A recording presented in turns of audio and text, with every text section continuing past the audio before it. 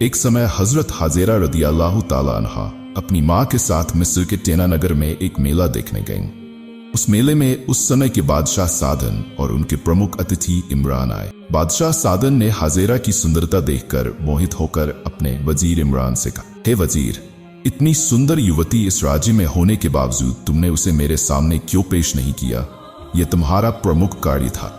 जाओ, इस क्षण में इस सुंदर युवती को मेरे सामने पेश करो, वरना तुम्हारी गर्दन काट दी जाएगी। बादशाह के आदेश को सुनकर वजीर इमरान अपने कुछ साथियों के साथ हाजेरा को ढूंढने निकल पड़ा। इधर हाजेरा और उनकी मां ने स्थिति को समझ लिया और मेले के एक कोने से घर की ओर भागने लगी। इमरान और उनके लोग कई गलियों में हाजेरा को खोजने के बाद भी उसे नहीं पाए। वो डर के मारे बेचैन हो गए। अंत में उन्होंने लौटकर बादशाह से माफी मांगी और कहा कि जहांपना, किसी भी तरह मैं उस सुंदर युवती को आपके सामने पेश करूंगा।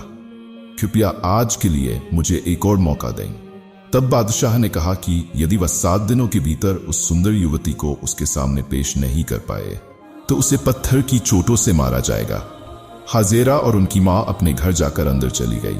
हाजेरा ने रोते हुए कहा, मां, मुझे लगता है कि इस घर में एक पल भी रहना अब सुरक्षित नहीं है। बादशाह के लोग शायद अभी यहां आ सकते हैं, इसलिए मैं रात की अंधेरी में किसी गहरे जंगल में चली जाऊंगी। आप मेरे लिए दुआ करें कि अल्लाह मेरी इज्जत की रक्षा करे। मां ने अपनी प्यारी हाजेरा को रोते हुए कहा, मैं तुम्हें अकेला नहीं छोड़ सकती, मैं भी तुम्हारे साथ चलूंगी। हाजेरा ने कहा, मां, मुझे जंगल में भागना होगा, आप इस कमजोर शरीर के साथ भाग नहीं सकती, इसलिए मुझे विदा दें, मैं आपको मौका मिलने पर देखूंगी। इस प्रकार हाजेरा अत्याचारी बादशाह सादन के डर से रात को अपने घर को छोड़कर गहरे जंगल की ओर चल पड़ी। उनकी स्थिति बहुत दयनीय थी। इसी बीच उनकी मां 2 रकात नमाज पढ़कर अपने हाथ उठाकर हाजेरा के लिए दुआ कर रही थी। इसी दौरान कुछ लोग आए और बाहर से पुकारने लगे, इस सुंदर हाजेरा, घर से बाहर आओ, हम बादशाह के आदेश पर यहाँ आए हैं, तुम्हें तुरंत बादशाह के दरबार में पेश होना होगा। जब किसी ने उत्तर नहीं सुना तो वे लोग अचानक घर के अंदर चले आए और वृद्धा को धमकाते हुए पूछा, हाजेरा कहाँ है? उसे बाहर लाओ। वृद्धा ने कहा, मैं हाजेरा की मां हूं, मुझे नहीं पता कि हाजेरा कहाँ है। तब इमरान के एक साथी ने कहा, उसे जोर जबरदस्ती से सच्चाई बताई जाएगी। ऐसा कहकर उन्होंने चाबुक से वृद्धा की पिटाई शुरू कर दी, जिससे उसकी त्वचा से खून बहने लगा। फिर उसे बादशाह के पास ले जाया गया। बादशाह को जब पता चला कि हाजेरा का कोई पता नहीं चल रहा है तो उसने आदेश दिया कि इस वृद्धा को जेल में डाल दिया जाए और उसका खाना पीना बंद कर दिया जाए। जब तक वह अपनी बेटी का पता नहीं बताती, उसे इसी स्थिति में रखा जाए। बादशाह के आदेश पर हाजेरा की मां को जेल में डाल दिया गया और चाबुक की मार से उसके शरीर पर खून बहने लगा और वह खून की उल्टी करने लगी। अंततः वह बेहोश होकर वहीं मर गई।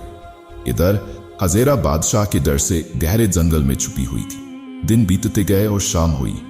जब रात कुछ गहरी हो गई तो हाजेरा छुपते छुपाते अपने घर पर पहुंची। उसने देखा कि घर का दरवाजा पूरी तरह से खुला है और घर में कोई भी रोशनी नहीं है। हाजेरा ने अपनी मां को पुकारा लेकिन कोई जवाब नहीं मिला। हाजेरा ने पड़ोसी के घर जाकर पूछा तो पड़ोसी ने बताया, हाजेरा, तुम यहां से कहां आई हो? बादशाह ने तुम्हें पकड़वाने के लिए इनाम घोषित किया है। आज सुबह ही बादशाह के लोग तुम्हारी मां को पीटकर गिरफ्तार कर ले गए। ये सुनकर हाजेरा चिल्लाकर रो पड़ी। पड़ोसी महिला ने कहा, हाजेरा, यहां रहना तुम्हारे लिए सुरक्षित नहीं है, तुम तुरंत यहां से भाग जाओ। यह सुनकर हाजेरा ने गहरे जंगल की ओर फिर से चलना शुरू कर दिया। इस प्रकार अनहद और असहाय स्थिति में 5 दिन बीत गए। भूख के मारे हाजेरा ने पेड़ों की पत्तियां खाकर भूख बुझाई। 6 दिन अत्यंत कमजोर होकर वह एक बड़े बबूल के पेड़ के नीचे सो गई। तभी बहुत से लोगों की चिल्लाने की आवाज सुनाई दी।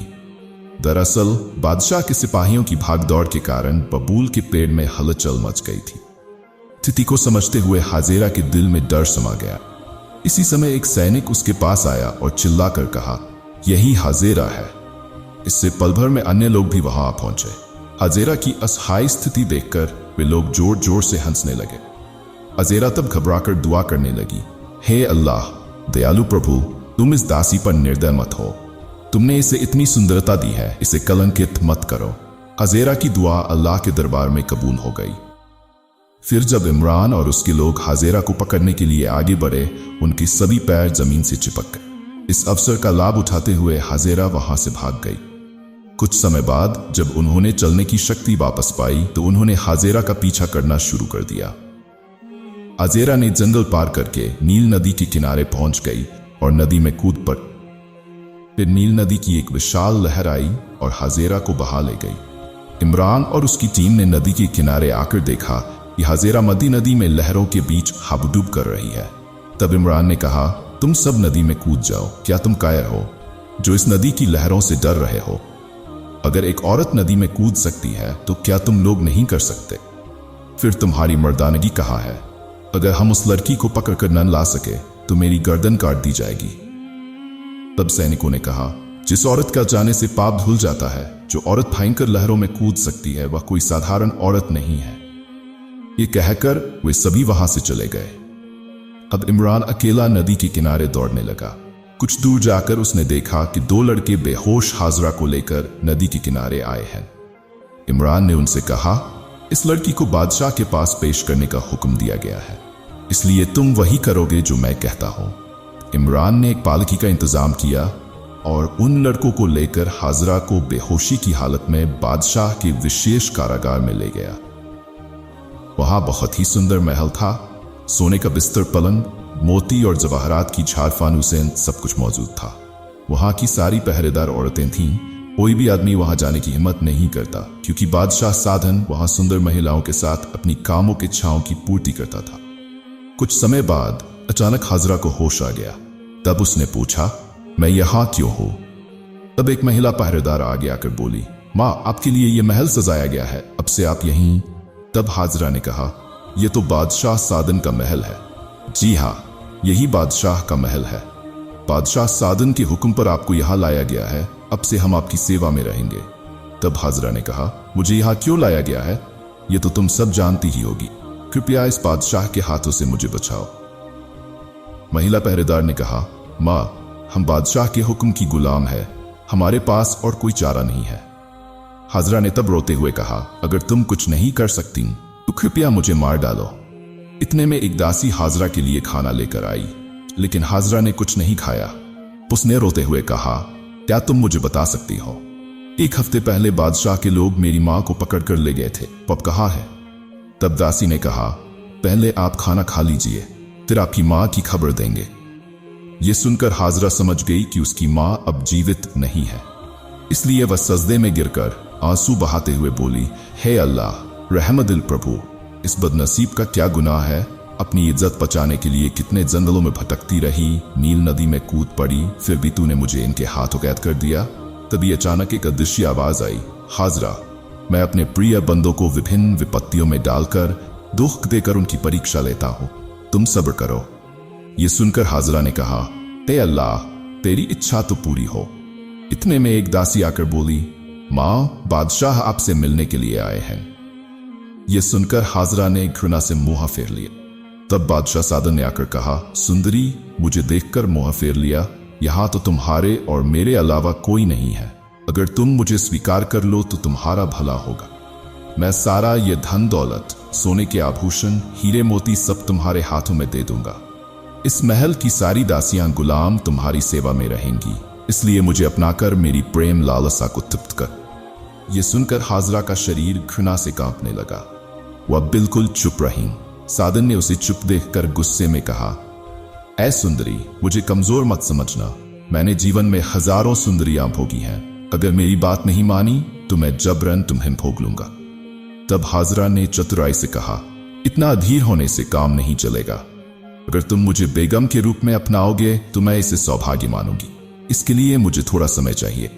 बादशाह साधन ये सुनकर खुश हो गया और कहा, बहुत अच्छी बात है, तुम स्वस्थ हो जाओ, फिर जो भी हुक्म करोगी मैं वही पालन करूंगा। यह सुनकर बादशाह साधन दरबार में लौट गया। कुछ दिन बाद बादशाह फिर आकर बोला, क्या सुंदरी, तुम्हारा विचार अभी तक पक्का नहीं हुआ? मैं और सब्र नहीं कर पा रहा हूं। तब हाजरा ने कहा, मुझे और कुछ दिन चाहिए। बादशाह साधन ने कहा, क्या तुम मेरे साथ चालबाजी कर रही हो? सावधान, भूलना मत, तुम मेरे हाथ से बच नहीं सकती। मैं तुम्हें सिर्फ 3 दिन का समय दे रहा हूं, अगर राजी न हुई तो मैं जबरन तुम्हें भोगूंगा। ये कहकर साधन चला गया। हाजरा तब रोते हुए अल्लाह के दरबार में दुआ करने लगी, हे अल्लाह, दयालु प्रभु, मेरा शरीर, मन, सम्मान सभी कुछ तेरे ही हाथों में समर्पित कर रही हूं, तू ही मुझे बचा। बादशाह शराब पीकर हाजरा के पास जाने के लिए हाथ पर आया। हाजरा चीख कर बोली, हे अल्लाह, मुझे बचा लो। ये कहते हुए हाजरा घर के एक कोने में कूद पड़ी, जिससे बादशाह उन्हें पकड़ नहीं पाया। इसी बीच बादशाह सादन की आंखों में भयंकर दर्द शुरू हो गया और थोड़े ही समय में वह अंधा हो गया। उसकी चीख सुनकर सभी उसे पकड़कर उसके कमरे में ले गए, लेकिन कोई फायदा नहीं हुआ। उसकी दोनों आंखें पूरी तरह से अंधी हो गई। इस प्रकार हाजरा उसके चंगुल से बच गई। कुछ समय बीतने के बाद एक दिन बादशाह सादन हाजरा के पास आकर गिड़गिड़ाने लगा, हे पवित्र महिला, मैंने आपके साथ जो अन्याय और अत्याचार किया है, कृपया मुझे माफ कर दो और मेरे लिए अल्लाह से दुआ करो कि वह मेरी आंखों की रोशनी वापस दे दे। बादशाह सादन के बार बार रोने पर हाजरा ने उसके लिए अल्लाह से दुआ की और बादशाह की आंखें ठीक हो गईं। ठीक होने के बाद डर के मारे बादशाह सादन ने फिर कभी हाजरा की ओर बुरी नजर नहीं डाली, लेकिन उसने फिर से अपने वजीर इमरान को हुक्म दिया, तुम हर दिन नई सुंदर महिलाओं को मेरे सामने लाओ और शादीशुदा महिलाओं के पतियों को मारकर उनकी पत्नियों को मेरे पास लाओ। इसी बीच इब्राहिम अलैहिस्सलाम अपनी पत्नी सारा को लेकर मिस्र के पास से गुजर रहे थे। वह अपनी पत्नी को लेकर चिंतित हो गए, क्योंकि अगर बादशाह के सैनिकों ने देख लिया तो मुसीबत हो जाएगी। अंत में इब्राहिम अलैहिस्सलाम ने बीबी सारा को एक संदूक में डालकर उसे ऊंट की पीठ पर रखकर यात्रा शुरू की। रास्ते में बादशाह के सैनिकों ने इब्राहिम अलैहिस्सलाम को रोककर कहा, तुम अपने संदूक को खोलो। इब्राहिम अलैहिस्सलाम ने कहा, संदूक खोलना मेरे लिए असुविधाजनक है, तुम इसका वजन तौल लो और मैं वजन के हिसाब से तुम्हें पैसे दे दूंगा। लेकिन सैनिक इस प्रस्ताव को मानने को तैयार नहीं थे। वे बहस के बाद खुद ही संदूक खोलकर हैरान रह गए। उन्होंने एक अति सुंदर युवती को देखा। तब इब्राहिम अलैहिस्सलाम ने अल्लाह से दुआ की, हे अल्लाह, मेरी पत्नी सारा की इज्जत की हिफाजत कर और बादशाह सादन को हिदायत दे। इसके बाद सैनिक उन्हें राज दरबार में ले गए। बादशाह सादन ने इब्राहिम अलैहिस्सलाम से पूछा, ये सुंदर महिला तुम्हारी क्या लगती है? इब्राहिम अलैहिस्सलाम ने कहा, वह मेरी छोटी बहन है, क्योंकि अगर उन्होंने अपनी पत्नी बताया होता तो उन्हें मार दिया जाता, इसलिए उन्होंने बहन कहा। बादशाह ने कहा, अपनी बहन को मेरे पास छोड़ दो। इब्राहिम अलैहिस्सलाम ने कहा, वह एक स्वतंत्र महिला है, वह अपनी खुद की मालिक है, इसलिए उससे ही पूछो। बादशाह सादन ने तब सैनिकों को आदेश दिया, इस आदमी को जेल में बंद कर दो और महिला को मेरे निजी कक्ष में रख दो। निर्देश के अनुसार ऐसा ही किया गया। कुछ समय बाद बादशाह सादन बीबी सारा के पास आकर बोले, हे सुंदर महिला, क्या तुम मेरे प्रस्ताव को स्वीकार करती? तब बीबी सारा ने कोई जवाब नहीं दिया और एकाग्रता से अल्लाह का जिक्र करती रही। बादशाह सादन ने कहा, तुम उत्तर दो या न दो, इससे मुझे कोई फर्क नहीं पड़ता, मैं तुम्हें भोग कर ही रहूंगा। इसके बाद बीबी सारा ने कहा, तुम किससे बात कर रहे हो? क्या तुम्हें अल्लाह का डर नहीं है? बादशाह सादन हंसकर बोला, मैं किसी से नहीं डर। यह कहकर वह बीबी सारा की ओर बढ़ने लगा, लेकिन वह अपने पैर नहीं हिला पा रहा था, जैसे उसके पैर जमीन से चिपक गए हो। तब बादशाह चिल्लाया, तुमने मुझ पर जादू किया है, यह तुम्हारी चाल है? यह कहकर उसने अपनी पूरी ताकत से छलांग लगाई ताकि वह अपनी कामों की इच्छा पूरी कर सके, लेकिन वह उलटकर गिर गया और उसका माथा फट गया और उसने अपनी बची हुई आंख की दृष्टि भी खो दी। इस बार बादशाह ने कहा, तुमने मेरी आंखों पर जादू किया है, आज से तुम मेरी जेल में कैद रहोगी। आज हो या कल, किसी भी दिन तुम मेरे हाथ आओगी। तब बीबी सारा ने कहा, मैंने जादू नहीं किया, मैं नबी इब्राहिम अलैहिस्सलाम की पत्नी हूं। तुमने अल्लाह के नबी इब्राहिम अलैहिस्सलाम को जेल में बंद कर रखा है और उनके साथ बुरा व्यवहार किया है। तुम्हें कड़ी सजा भुगतनी होगी। अगर बचना चाहते हो तो अल्लाह के नबी को रिहा कर दो और उनसे माफी मांगो। ये सुनकर बादशाह सादन के दिल में एक कसक उठी और अचानक उसके मन में परिवर्तन आ गया। बादशाह सादन ने इब्राहिम अलैहिस्सलाम और बीबी हजरा को रिहा कर दिया। हजरत इब्राहिम अलैहिस्सलाम रिहा होकर बादशाह सादन से पूछते हैं, हे बादशाह, तुम्हारी यह हालत क्यों है? बादशाह सादन तब रोते हुए कहता है, मैंने नासमझी में आपसे बहुत अन्याय और अत्याचार किया है, आपके साथ दुर्व्यवहार किया है।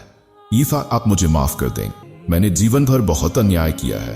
अल्लाह से माफी मांगने की मुझ में हिम्मत नहीं है। मैं कैसे मुक्त हो सकता हूं? आप तो अल्लाह के नबी हैं। कृपया मेरे लिए दुआ करें कि अल्लाह मुझे माफ कर दे। तब इब्राहिम अलैहिस्सलाम ने कहा, तुम तौबा कर अल्लाह से माफी मांगो।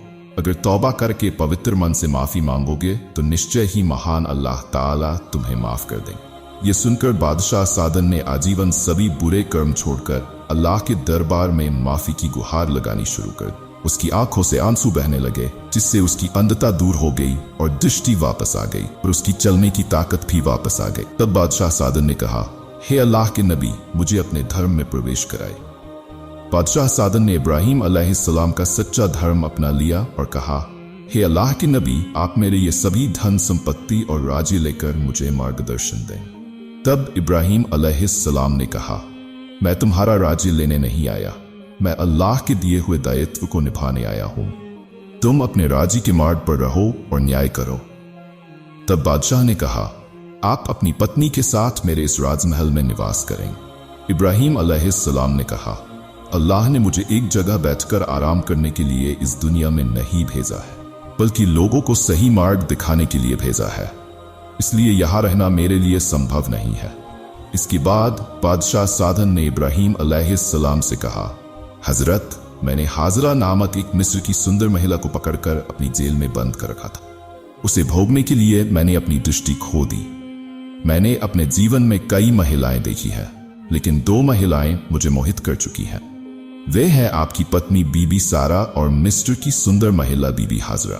वर्तमान में वह मेरी जेल में कैद है, लेकिन उसे कैद में रखकर उसकी कीमती जिंदगी बर्बाद करने का कोई अर्थ नहीं है। अब मैं क्या करूं और इस पवित्र महिला को किसके हाथ सौंपूं? अब आपको जैसे महान व्यक्ति अल्लाह के नबी को पाकर मैं समस्या से छुटकारा पाना चाहता हूं। आप हाजरा की जिम्मेदारी लें। हजरत इब्राहिम अलैहिस्सलाम किसी अजनबी युवती की जिम्मेदारी लेने को तैयार नहीं थे, इसलिए वह जवाब नहीं दे रहे थे। अचानक बीबी सारा बोल उठी, अब से हाजरा की जिम्मेदारी मैं लेती हूँ, तुम उसे मुक्त कर दो। फिर हजरत इब्राहिम अलैहिस्सलाम बीबी सारा और हाजरा को लेकर यरूशलेम की ओर रवाना हुए।